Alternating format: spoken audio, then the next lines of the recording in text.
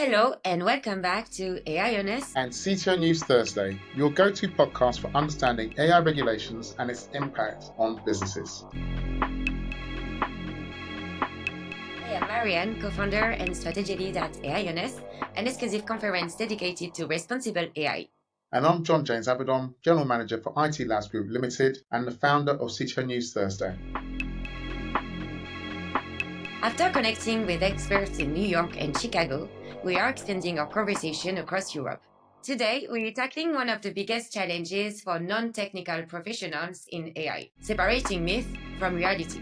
There is a lot of misinformation surrounding AI legal implications, risks, and how businesses should approach compliance. That's why we are joined by Jakub Szarmach, an IP lawyer specializing in the EU AI Act, working closely with businesses and policymakers across Europe to ensure AI is implemented responsibly. Let's start with a big picture question. What are some of the biggest AI misconceptions you've encountered when working with businesses and policymakers? I think that one of the biggest misconceptions in my work is that AI is just a database. AI isn't a traditional static repository of information. It's a system that learns patterns in a probabilistic way from data and makes predictions based upon those patterns. Unlike a traditional database, which just retrieves stored information, it's a fundamentally different way of interacting with computers. And that's a big leap in human-computer interaction. And that can be challenging to users and to people involved in those projects. Another common myth is that AI equals automation. While AI can automate tasks, not all automation is AI. Classic rule-based systems have been automating processes for decades without any learning capabilities. AI changes tasks, it evolves and adapts over time. So this means people using AI needs to think beyond efficiency gains and consider risks like biases, transparency, explainability, and those didn't exist before. That can also be challenging for project leaders. This leads us nicely to the third misconception, that is the idea that AI is a neutral technology. It is one of the most persistent and dangerous misconceptions because AI systems are only as good as the data they're trained on, and the data often reflects historical biases, and it reflects the biases of the person operating the system. So if the organization doesn't actively work to identify and mitigate those biases, AI can reinforce or even amplify those biases, leading to discrimination. And that's a very big part of risks involved in deploying AI systems. That's why regulatory frameworks emphasize fairness, accountability, transparency in AI decision making.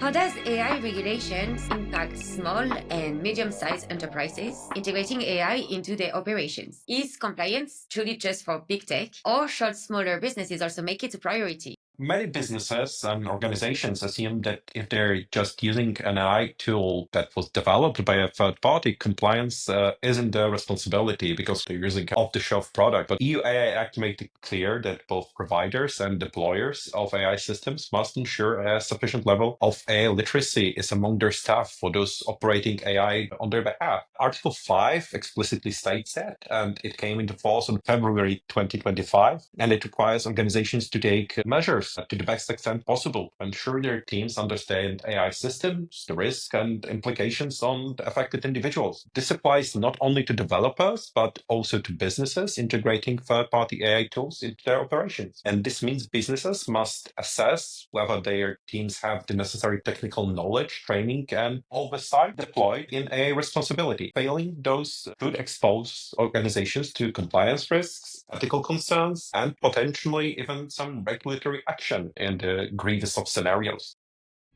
Another huge misconception is that AI is legally a grey area and there's no real regulations yet around it. With the AI Act moving forward, how is AI regulations actually taking shape and what should businesses expect in the next year? The EU AI Act is moving full speed ahead and the businesses need to start preparing now. The regulation officially came into force on August 1st, 2024, so we're officially past the first key milestone on February 1st, 2025. The first legal obligations, particularly particularly around AI literacy and prohibitive systems. So this means that organizations using AI must ensure their teams have the necessary knowledge and training to deploy AI responsibly. And the next big deadline is May 2nd, 2025, where the final general purpose AI code of practice must be ready. And just this week, we received a major update. The third draft of the code has been released. So it's another huge milestone. Looking beyond May 2025, the EU AI Act enters into a critical enforcement phase. By 2025, each EU country must appoint a national regulator who will oversee AI compliance and enforcement. And companies using high-risk AI systems will need to start meeting reporting and documentation requirements, including AI assessments and transparency obligations. And the timeline continues into 2026 and 2027. So it's very an ongoing process.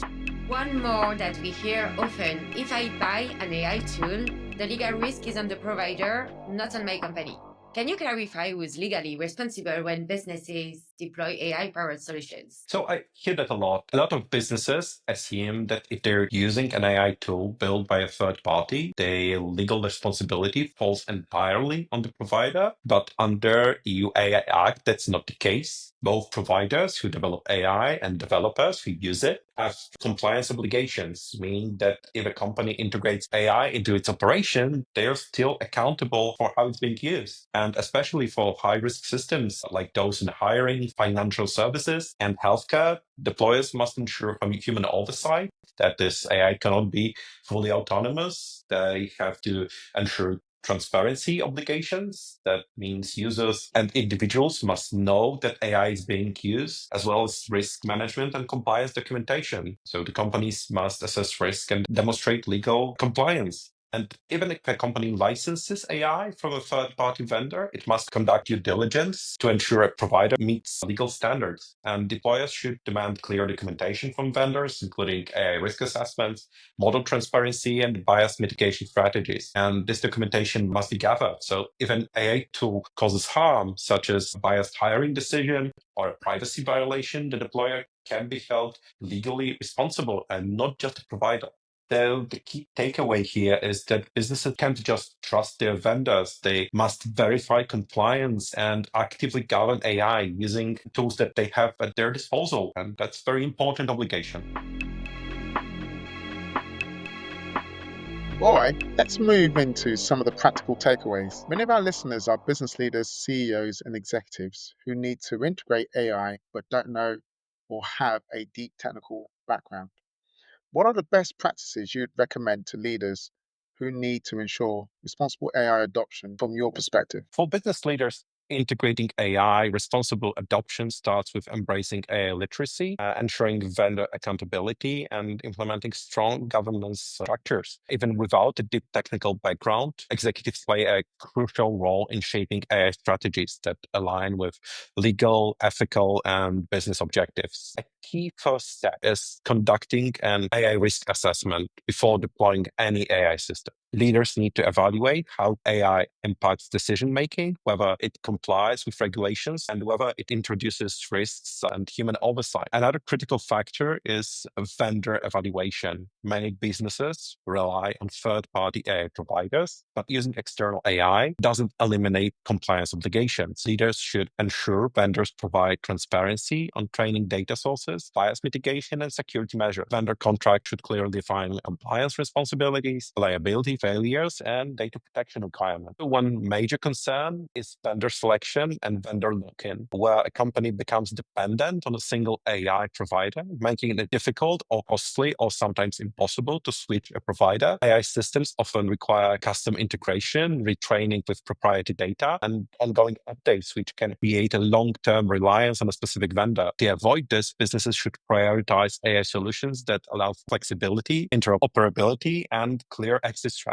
And it's important in a world where technology breakthroughs happen so often, make vendor management even more critical. AI governance should be an ongoing process, not just one-time compliance exercise. Companies should establish an internal AI policies, government committees, and regular audits to monitor AI use. Investing in AI literacy programs ensures executives understand AI risk, compliance obligation, and best practices. Businesses that take a proactive approach by integrating those factors into their operation will be much better positioned to comply with regulators and build trust with stakeholders to avoid long-term operational reputational risks associated with AI adoption. Jakub, thanks for joining us today. This was such an insightful conversation. Absolutely. The key takeaway?